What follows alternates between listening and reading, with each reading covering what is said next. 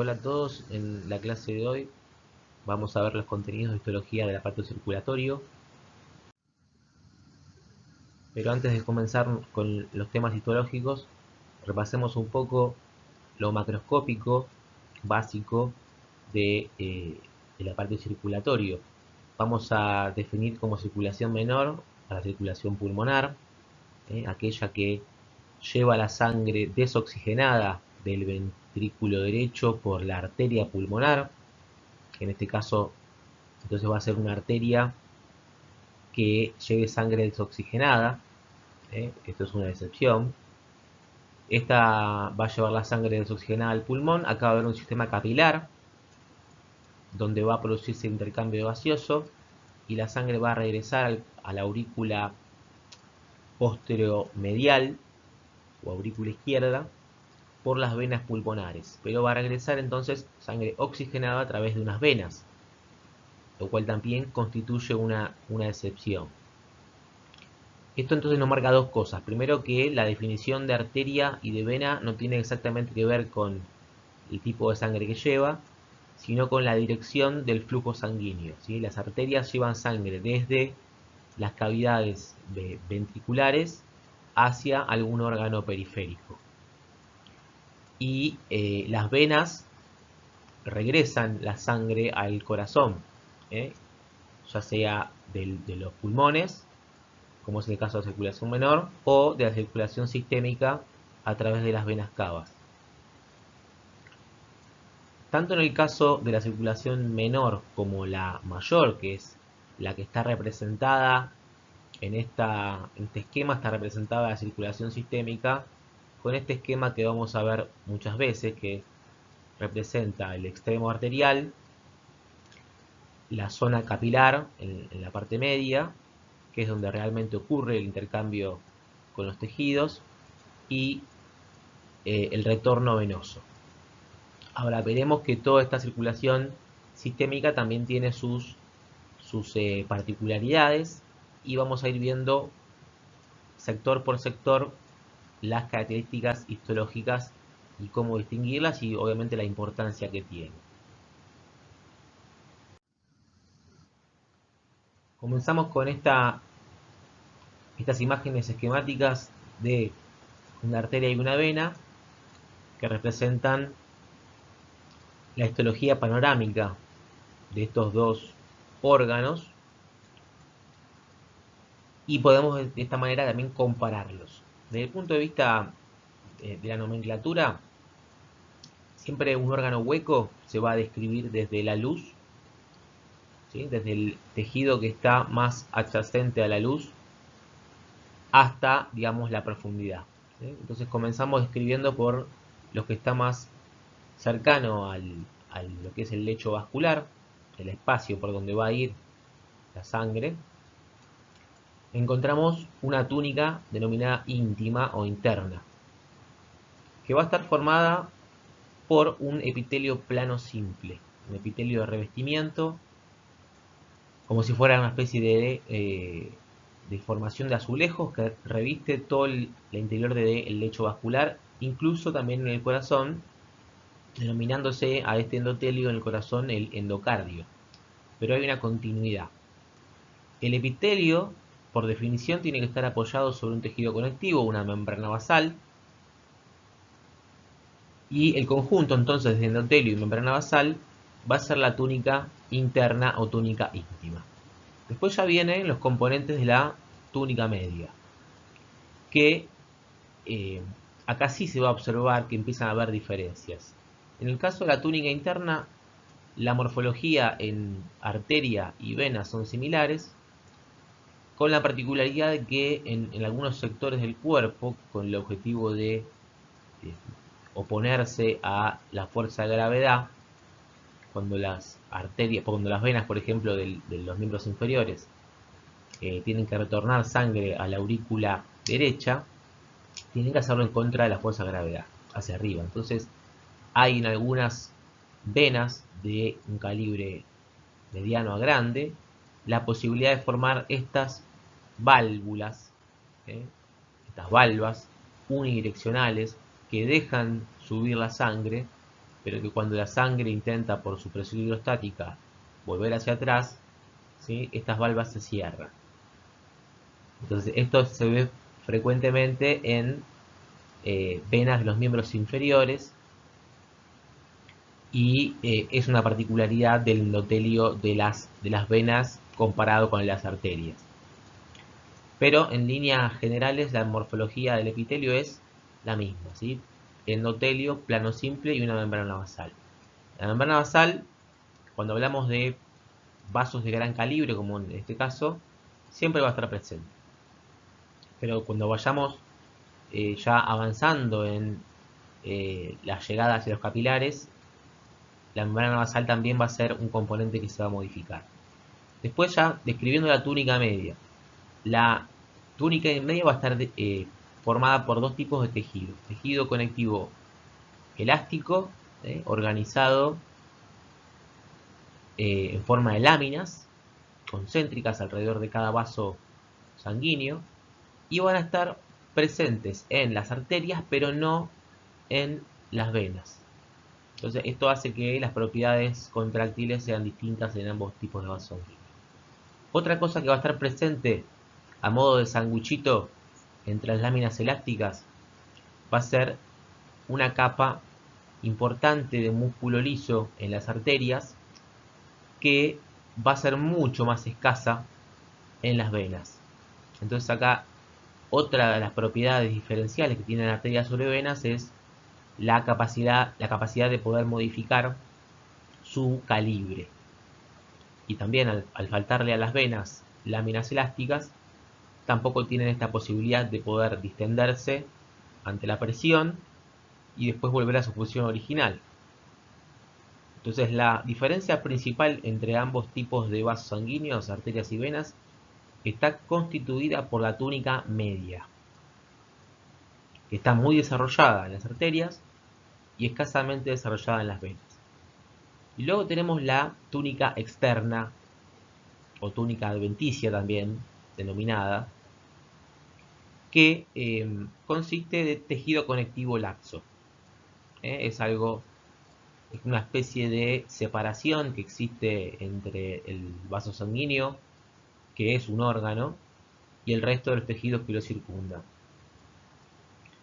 Esta túnica adventicia suele ser, si uno tiene en cuenta el espesor total de la pared de una vena, la túnica adventicia quizás es la más destacada de las capas, comparativamente con las demás, con la túnica media que presenta, que es escasa, y por el endotelio que de por sí ya es aplanado.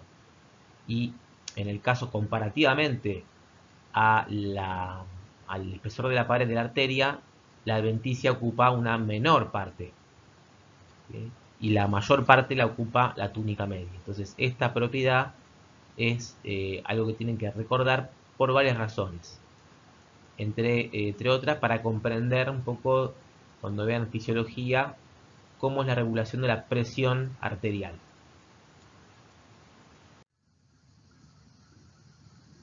Cuando vemos un corte transversal de una arteria, lo primero que vamos a ver es que la luz del vaso arterial está siempre abierta, y es bien evidente. Esto puede no estar así cuando se trata de una vena, porque puede estar colapsada la luz. En el interior de los vasos sanguíneos, ya sea arteriales o venosos, vamos a ver siempre habitualmente elementos formes que quedaron ahí metidos en el preparado histológico. En este caso, la imagen que vemos es una imagen real, pero que está aplicada con una técnica con tinción de orceína. La orceína es la tinción que tiene afinidad por las fibras elásticas. Entonces lo que se ve acá muy evidente es entonces las dos láminas elásticas, ¿sí? Lámina elástica interna, la que está más cercana al endotelio, a la membrana basal, y lámina elástica externa, que estaría por acá. Y en el medio, vemos lo que no toma una tinción tan evidente con esta técnica, no es que está vacío, sino que acá hay músculo liso.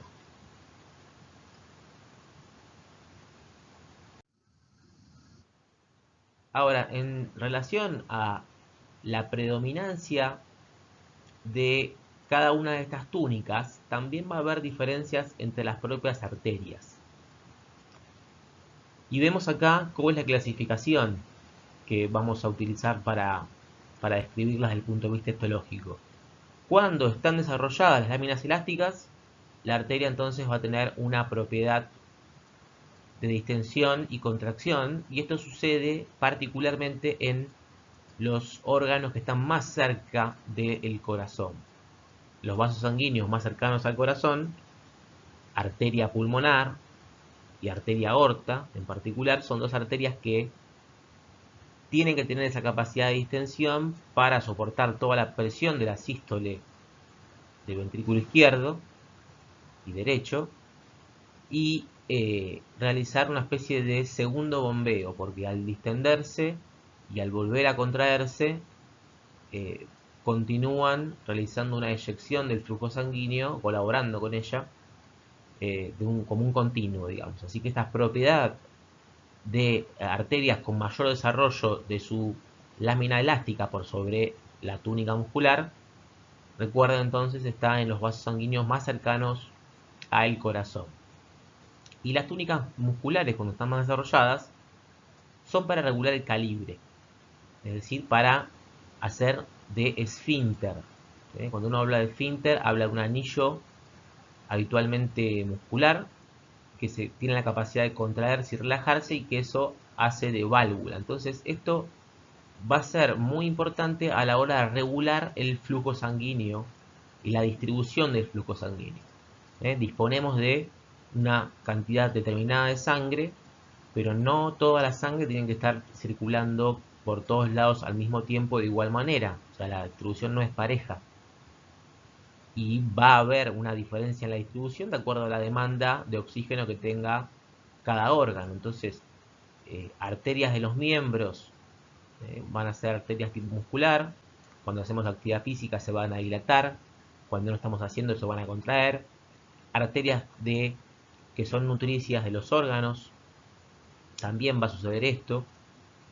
Por ejemplo, si estamos haciendo actividad física y el músculo demanda más cantidad de sangre, bueno, se van a dilatar las arterias musculares de los miembros, pero se van a contraer arterias musculares que irrigan órganos, por ejemplo, no sé, estómago, intestino.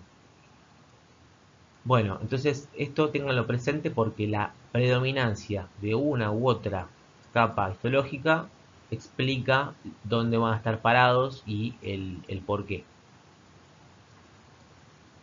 Para el caso de las venas, la clasificación no es tan, digamos, funcional, tiene más que ver con el calibre, o sea, el diámetro transversal.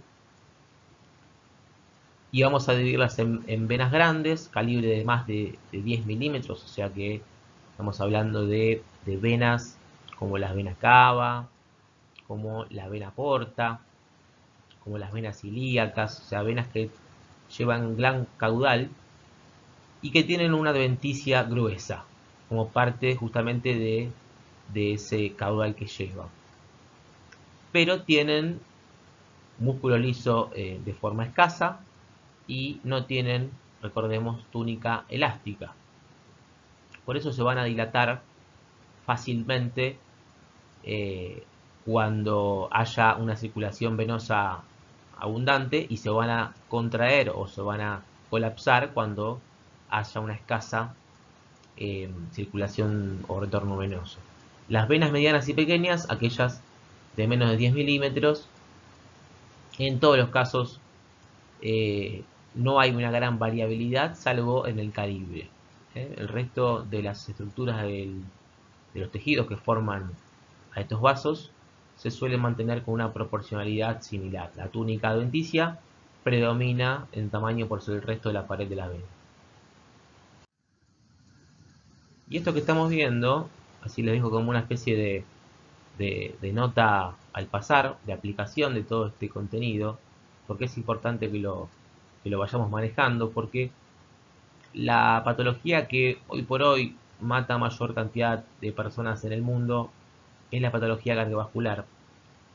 Y justamente la explicación fisiopatológica que después van a abordar en la materia correspondiente va a hacerlos volver a todo este contenido, porque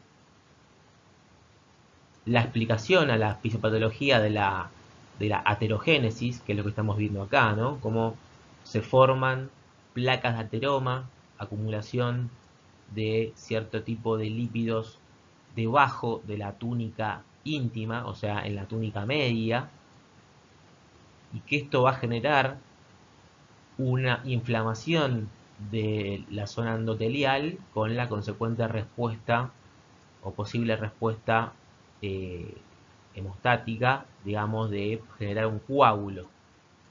Además, por la propia acumulación de los lípidos puede llegar a generarse este tipo de oclusiones, ¿sí? Como la luz del órgano puede verse reducida a la mitad o todavía menos, ¿eh? Y todo esto explica entonces la gran cantidad de muertes por infarto cardiovascular y cerebrovascular. Todo lo que sea la comprensión fisiopatológica de cómo se forma estas placas de ateroma y que justifica el por qué es tan importante y alarga tanto la expectativa de vida el controlar el colesterol LDL sanguíneo, ¿sí? Todo esto lo van a ver en su momento, pero sepan que van a eh, volver a mencionar todos estos conceptos que estamos acá desarrollando, ¿sí? El concepto de endotelio, cuál es su función, su morfología y su interacción con la sangre, cuál es el rol de la membrana basal,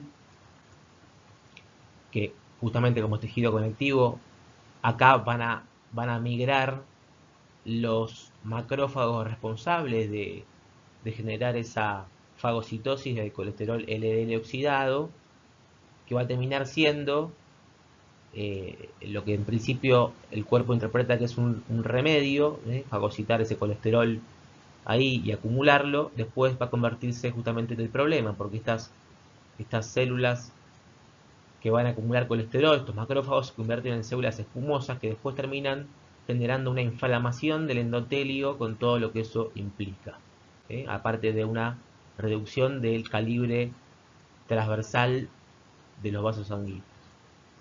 Así que todo esto es muy aplicable y muy importante que lo vayan conociendo, al menos obviamente los conceptos de tipo anatómico e histológico.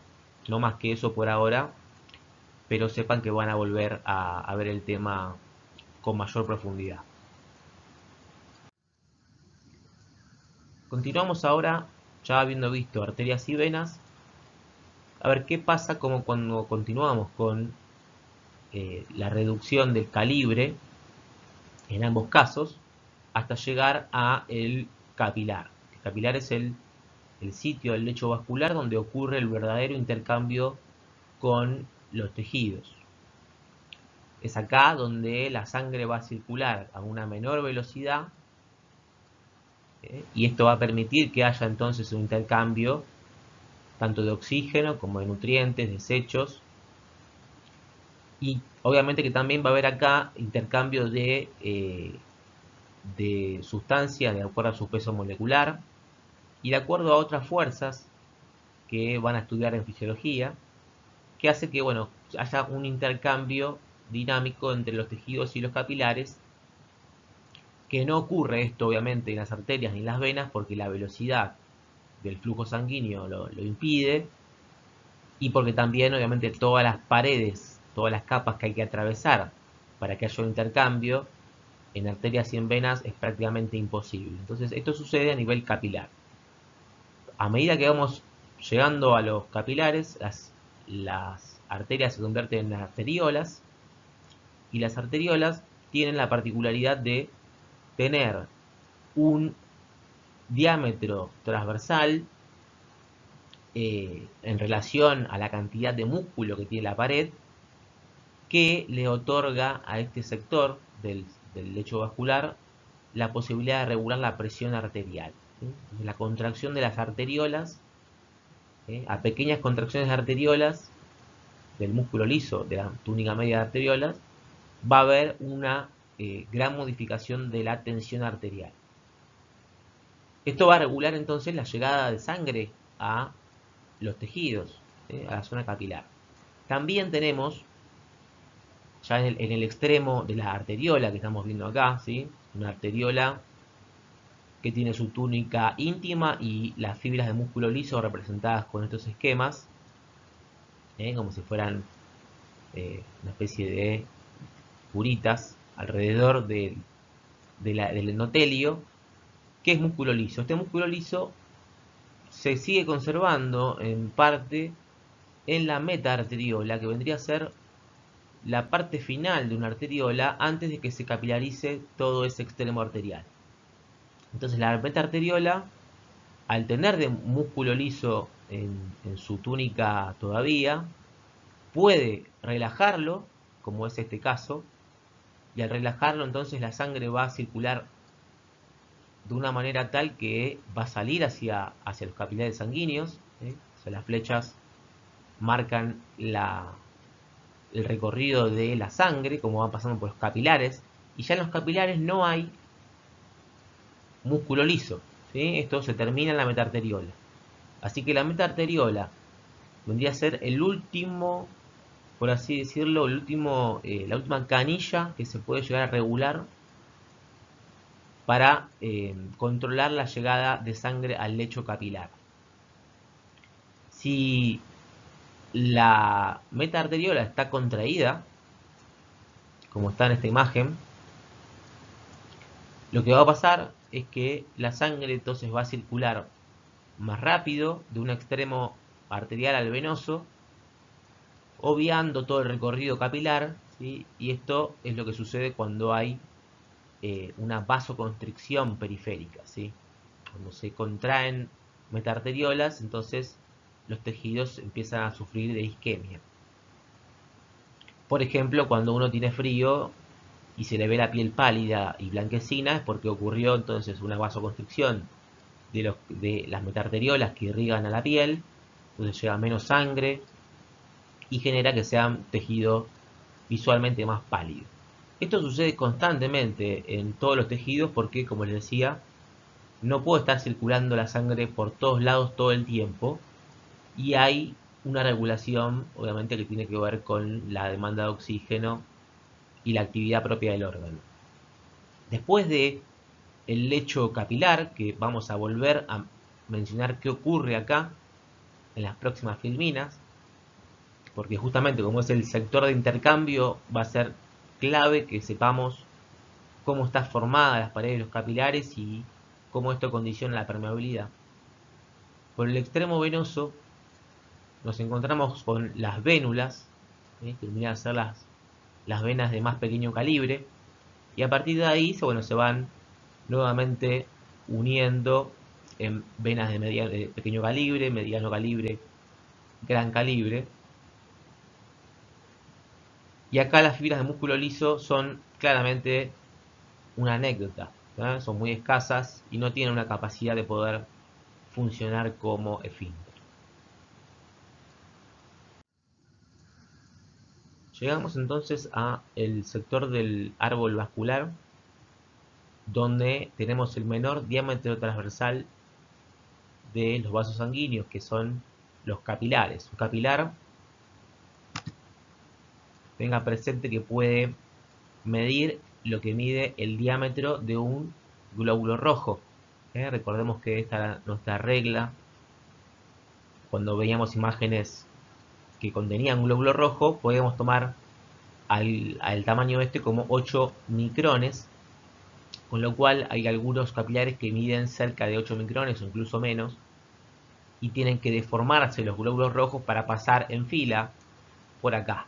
¿Sí? Lo que estamos viendo en esta imagen es una célula endotelial, fíjense el núcleo bien denso, con cromatina bien densa, aplanado, poca actividad de muestra, y el citoplasma aplanado, ausado, finito, con escasa cantidad de organelas,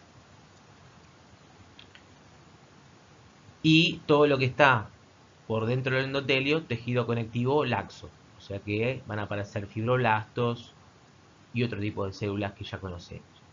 Pero entonces un capilar va a estar formado por dos componentes, endotelio y membrana basal. El endotelio va a ser siempre de tipo plano simple. Eso no se va a modificar en ninguno de los tipos de capilar. Tiene que necesariamente tener un espesor, digamos, limitado para que haya una difusión de sustancias y que la barrera física sea, digamos, exista, pero que no impida demasiado el intercambio de sustancias de alto peso molecular. Y la otra cosa, que es lo que sostiene al endotelio, es la membrana basal, tejido conectivo laxo. Estos dos componentes, como sucedía en las arterias con la predominancia de la capa muscular o la capa elástica, va a suceder algo parecido, pero con la predominancia o el tipo en realidad, la morfología del endotelio y la morfología de la membrana basal. Vamos a llamar capilar continuo aquel que tiene un endotelio que va a estar continuo, es decir, que no va a tener ningún tipo de interrupción alrededor de todo lo que es el espacio vascular. Va a haber acá uniones de tipo oclusivas, que estén contactando las células endoteliales. Se van a observar un montón de vesículas de pinocitosis en el endotelio de capilares continuos, porque el intercambio entre el intersticio y el lecho vascular, mucha de ese intercambio va a suceder a través de pinocitosis, o sea, a través de la endocitosis de vesículas, la transcitosis de las vesículas y la exocitosis en la membrana basal. Entonces, cuando uno saca una foto, como es el caso de, digamos, cuando uno ve un preparado histológico, justamente ve una foto de la actividad de las células, y por lo general se ven muchas vesículas de pinocitosis porque las sustancias de alto peso molecular, al no tener una salida más que la transcitosis, bueno, son abundantes. Entonces acá va a haber también una membrana basal continua que hace también, al igual que el endotelio, de barrera física para la salida de muchas sustancias de alto peso molecular. Así que estas dos particularidades, ¿sí?, el endotelio continuo y la membrana basal continua, le dan el nombre a este tipo de capilares, que van a estar presentes, por ejemplo, en el pulmón, en el tejido muscular, en todo lo que es el tejido nervioso.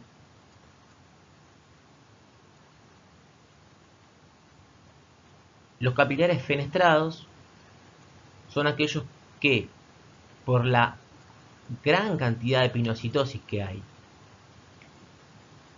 existen la presencia justamente de poros directamente, ¿sí?, es decir, de fenestraciones que van a permitir la salida de sustancias como electrolitos, glucosa, obviamente agua, aminoácidos, o sea, sustancias de bajo peso molecular, pero van a retener adentro del lecho vascular los elementos formes, sobre todo.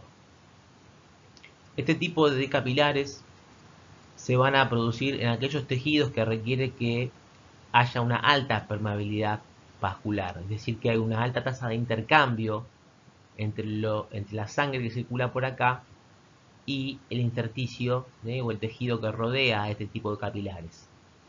Se van a encontrar este tipo de capilares, por ejemplo, en el riñón, que es justamente un lugar que hace de filtro para eliminar elementos circulantes de la sangre que pueden ser tóxicos, en determinados órganos endocrinos que necesiten sí o sí un contacto estrecho con la sangre para verter sus productos de secreción, en el caso de hormonas,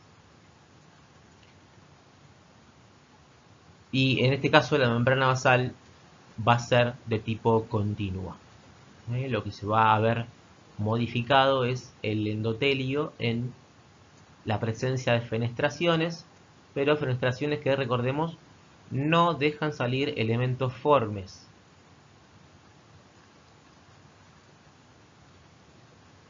Y por último tenemos a el capilar de tipo sinusoide. El nombre sinusoide hace alusión a cuál es el trayecto que suelen recorrer este tipo de capilares cuando se desarrollan en un órgano.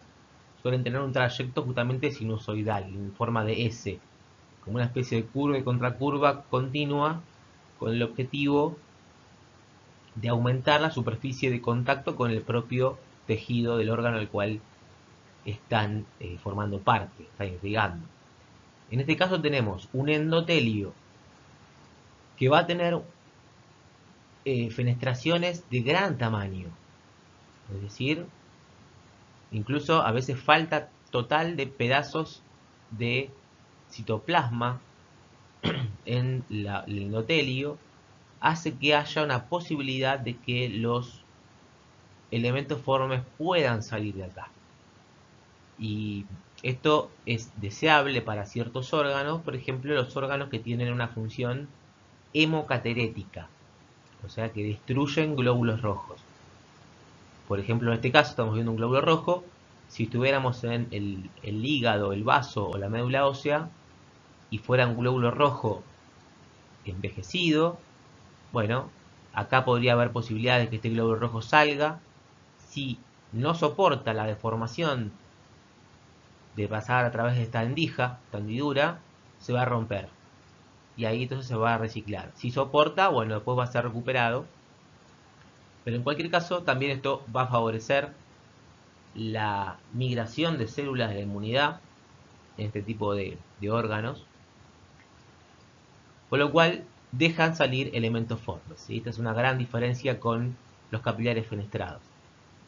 Y otra cosa que tienen es que tienen una membrana basal discontinua. O sea, directamente hay sectores donde el endotelio está como apoyado en contacto directo con el intersticio sin presencia de membrana basal. Esto hace de los capilares sinusoides los más permeables de todos los capilares. Y como regla general, lo vamos a tener desarrollados en los órganos linfohematopoyéticos: hígado, vaso y médula ósea. Justamente porque son estos órganos los que tienen gran intercambio de elementos formes eh, entre el propio tejido que forma parte de ese órgano y la sangre que circula por ahí.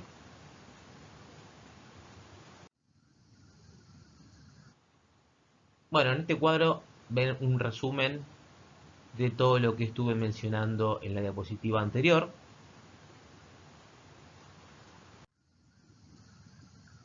Pasamos ahora a definir otro concepto nuevo, complementario a todo lo que venimos viendo hasta ahora, que es el concepto de circulación portal o sistemas porta. Hasta ahora estuvimos viendo nosotros la circulación denominada sistémica, donde va a haber una capilarización seguida de una arteriola. ¿Sí? Es decir, viene una arteriola, sistema capilar, y la sangre vuelve al corazón aurícula derecha, nuevamente por el extremo venoso. Pero va a haber lugares del cuerpo donde esta formación de capilares interpuesta entre una arteriola y una vérula se vea alterada por la aparición de una nueva capilarización. ¿Sí? O sea que hay una interposición de una capilarización adicional en la circulación sistémica.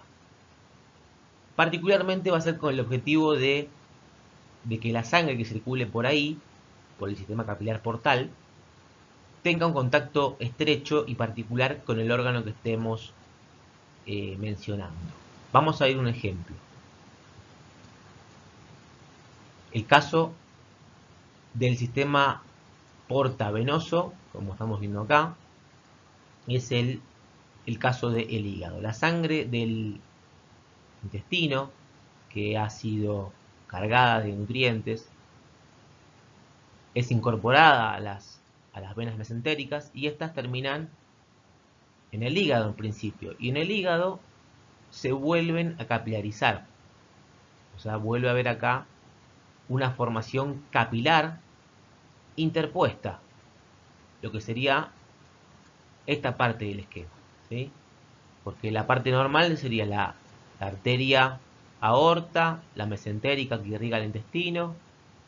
Esto se va a capilarizar, se capilariza, se forma una vena, la vena mesentérica. Esta vena, antes de volver a la circulación sistémica, se vuelve a capilarizar dentro del hígado para tomar contacto con él estrecho, y después las venas hepáticas devuelven esta sangre nuevamente a la circulación normal, sistémica. Entonces, cuando hay una interposición de capilares entre dos venas, como es el caso este que vimos recién, llamamos a esto sistema porta venoso. Cuando la formación capilar es entre dos sectores arteriales, vamos a llamar a esto sistema porta arterial. Esto se ve a nivel microscópico, por eso es que en realidad en este esquema no vamos a poder visualizar exactamente de lo que estoy hablando, pero cuando veamos el riñón y el funcionamiento del riñón, vamos a ver que en el sector de mayor permeabilidad del riñón, lugar donde hay un intercambio entre la sangre y el tejido renal, hay un tipo de sistema porta arterial que va a permitir, gracias a que la arteriola tiene capacidad de regular el flujo sanguíneo, va a permitir regular justamente la formación de orina al regular el flujo sanguíneo de este sistema porta arterial.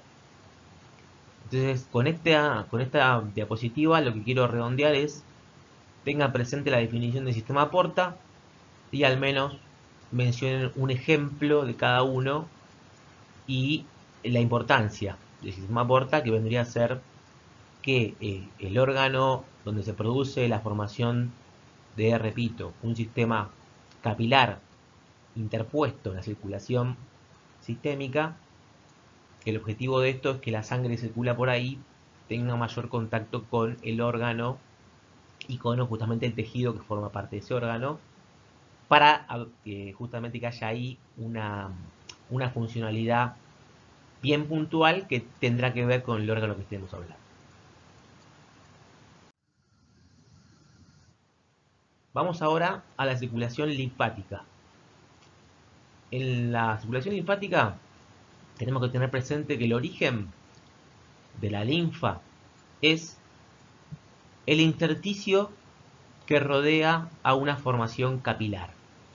Ustedes piensen que dijimos que en los capilares sanguíneos, lo que está acá representado, ¿sí?, en la circulación pulmonar y en la circulación sistémica, ¿sí?, capilares, acá ocurre un intercambio, ¿sí? Hay una salida de elementos de la sangre hacia el intersticio y una entrada también de elementos de intersticio hacia la sangre. Pero las fuerzas que regulan esto, de entrada y salida de elementos de la sangre en los capilares, no son equitativas. Y siempre va a haber una tendencia a que se escapen más elementos de la sangre de los que entran por el mismo lugar. Entonces eso hace que todo lo que sea extravasado, o sea que ha salido del lecho vascular, tenga que ser recolectado por un sistema de circulación paralelo al sanguíneo, que es el sistema linfático. Estos van a tener un origen directamente en el intersticio, un origen ciego. Acá la circulación en realidad es no una circulación en términos de que hay un circuito de tipo, digamos, continuo, sino que van a drenar todos los órganos a vasos linfáticos, primero de pequeño calibre, después va a ir aumentando todo esto hasta llegar a conducto linfático de gran calibre que devuelva todo eso que se ha recuperado, que está constituido por, bueno, un montón de elementos, además de células que se extravasan, linfocitos, macrófagos, proteínas que se extravasan, electrolitos y también componentes específicos como por ejemplo las lipoproteínas van a ser transportadas por todo este circuito paralelo denominado entonces circulación linfática. Pero al final de la circulación linfática, el objetivo es devolver todo eso extravasado a la circulación sistémica en su extremo venoso, eh, justamente que tenga un flujo, un caudal importante de sangre y un flujo turbulento, como para mezclar los componentes, ¿sí?, que se extravasan y devolverlos a la sangre, eh, de manera que se vuelvan a mezclar.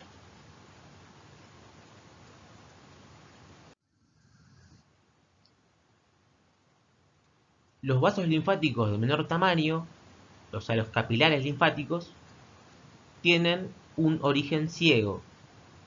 ¿Por qué? Porque van a nacer como una especie de abertura ciega, una especie de caño, que recolecta todo lo que se fue extravasando en ese intercambio entre los capilares y el tejido.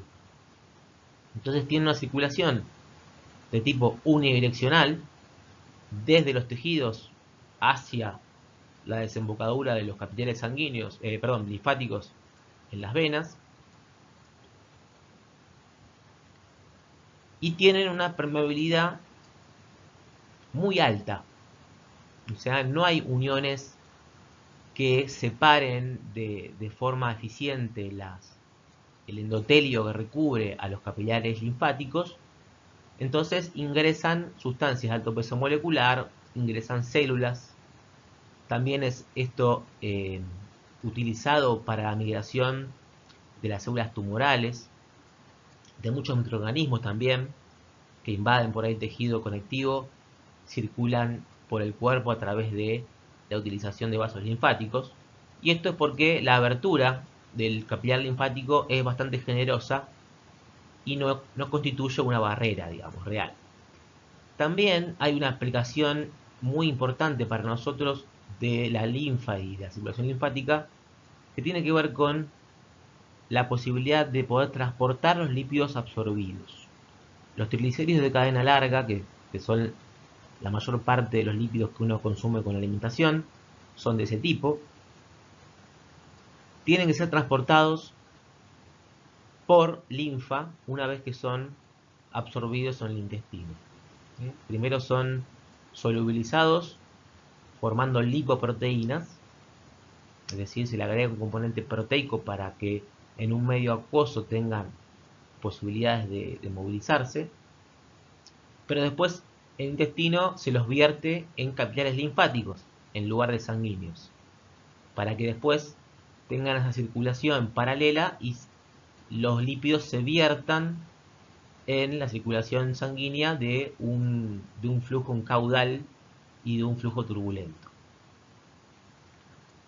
También tenemos a la linfa como transportador de todo lo que son elementos, formas relacionados a la inmunidad y anticuerpos. Justamente la denominación de linfa proviene porque lo primero que se evidenció cuando se observó a este tipo de fluido con microscopio fueron linfocitos. Entonces se creyó que era una especie de vía especial que tenía para la distribución de los linfocitos.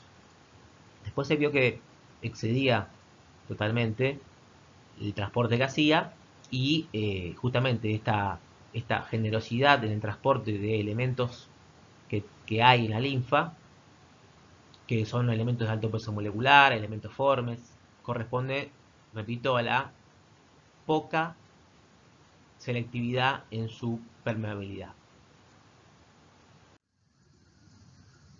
Entonces poseen alta permeabilidad, con una nula o escasa unión intercelular. La membrana basal es escasa o directamente no existe. Esto también favorece que haya una falta de barrera para que ingresen cualquier cosa. También hay presencia, como ven acá en el esquema, de válvulas unidireccionales que hacen que la linfa vaya progresando y que no regrese hacia atrás.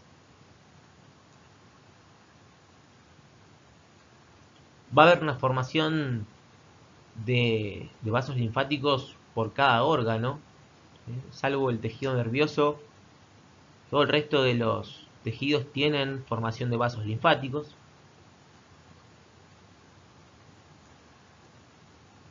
En el medio de todo el recorrido de los vasos linfáticos se interponen pequeños órganos que son visibles y palpables también, directamente con maniobras subcutáneas, que son los ganglios linfáticos. Y los ganglios van a recibir el recorrido de la linfa y en su interior vamos a encontrarnos con células inmunitarias, linfocitos, macrófagos, plasmocitos, que van a producir acá una respuesta inmunitaria, es decir, una especie de estación intermedia donde el sistema inmune va chequeando que lo que esté pasando ese líquido, digamos, tan poco selectivo en su conformación, ¿sí?, no tenga algún elemento que sea considerado un antígeno y que, bueno, se produzca una respuesta inmunitaria.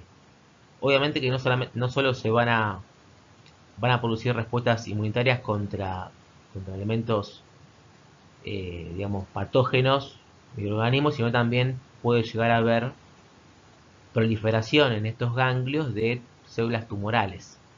Por eso es frecuente que los diferentes tipos de tumores se estadifiquen en su evolución, siguiendo justamente la aparición o no de células tumorales en los ganglios adyacentes al lugar del tumor primario, ¿no?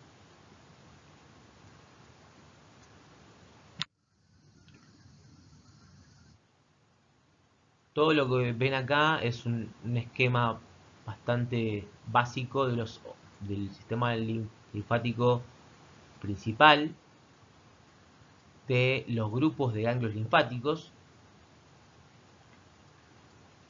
y del vaso como órgano linfoide asociado a todo lo que sea la circulación sanguínea de antígenos, ¿sí? Piensa como que el vaso viene a ser una especie de ganglio linfático de la sangre, o sea que por ahí eh, pasa la sangre continuamente, toma contacto con leucocitos y antígenos que circulan por sangre pueden llegar a ser detectados en el vaso.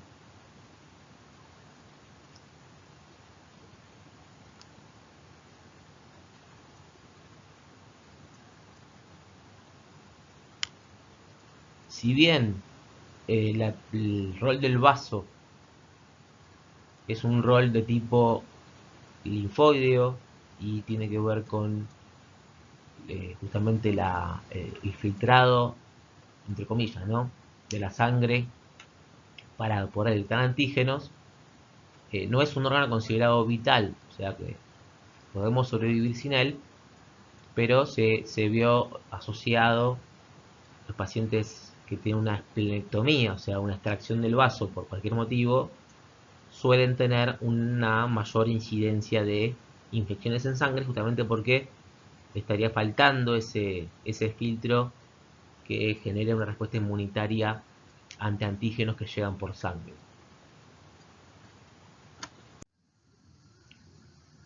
En este esquema está representado quizás lo más importante que tienen que saber de todo lo que es sistema linfático, además de las definiciones que hasta ahora vimos. Esto es lo que no pueden dejar de saber. La linfa que es drenada por, digamos, del intestino, además de tener todo lo extravasado, todo lo que mencionamos de forma genérica, también tiene los lípidos absorbidos de la alimentación. Es decir, que acá en este sector que estamos viendo, en la cisterna linfática magna, también conocida como cisterna de Beckett, se van a generar, se van a originar la confluencia de una cantidad enorme de vasos linfáticos que van a incluir vasos linfáticos de los miembros inferiores, vasos linfáticos de órganos pelvianos, pero también todo lo que es la linfa de los órganos abdominales, de los cuales está el intestino. Entonces, acá va a ser drenado, primero obviamente por los capilares linfáticos del intestino, van a ser filtrados por los ganglios linfáticos mesentéricos, o sea que están asociados a los vasos mesentéricos, y luego va a llegar esa linfa acá y recolectada en esta especie de vesícula, de bolsita, que es la cisterna linfática magna. De acá surge este conducto que va a estar pegado a la columna vertebral, justo por delante de los cuerpos vertebrales. Van a ser aproximadamente a nivel de L1 o T12 y ascender por todo lo que es la zona primero derecha de la línea media y después se va a tirar hacia la izquierda pasando por detrás del esófago para terminar desembocando a la altura del cuello en el confluente yúgulo subclavio izquierdo. Repito, todo este recorrido que estamos viendo es el recorrido que normalmente tienen que hacer los lípidos sanguíneos, perdón, los lípidos que absorbemos de la alimentación, los lípidos dietarios. Luego de verterse acá, en este confluente yugulosubclavio, recién acá toman contacto con la sangre y estos lípidos en forma de kilomicrones, obviamente que no van él solo, sino que van asociados a lipoproteínas. Recién acá, bueno, llegan al corazón y son distribuidos por todo lo que es circulación sistémica.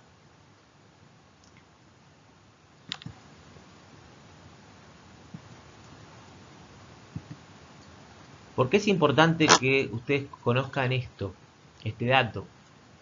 Porque si llega a haber algún problema en la circulación de la linfa en este conducto torácico, que es lo que acabamos de describir, el conducto linfático magno o torácico, que nace en la cisterna linfática magna y desemboca en el confluente yugulosubclavio izquierdo, es el vaso linfático de mayor tamaño del cuerpo y es el también que lleva toda esta linfa con lípidos absorbidos. Entonces, si llega a haber algún trastorno, obstrucción, algún daño, va a haber entonces problemas para absorber los lípidos absorbidos. También tener presente la desembocadura de este conducto torácico, que justo se da en una vena del cuello de un calibre grande que se suele utilizar como vía de acceso para alguna vía central, como se denomina, ¿no? Entonces, esto puede llegar a ser un factor de riesgo, el hecho de que bueno, se pueda llegar a pinchar accidentalmente ante una maniobra así, este conducto y generar la salida del contenido, que es justamente lo que se ve en esta jeringa. Lo que estamos viendo acá es la linfa con kilomicrones. ¿Sí? Lo que estamos viendo acá es una punción abdominal en un paciente con ascitis quilosa, se denomina este cuadro.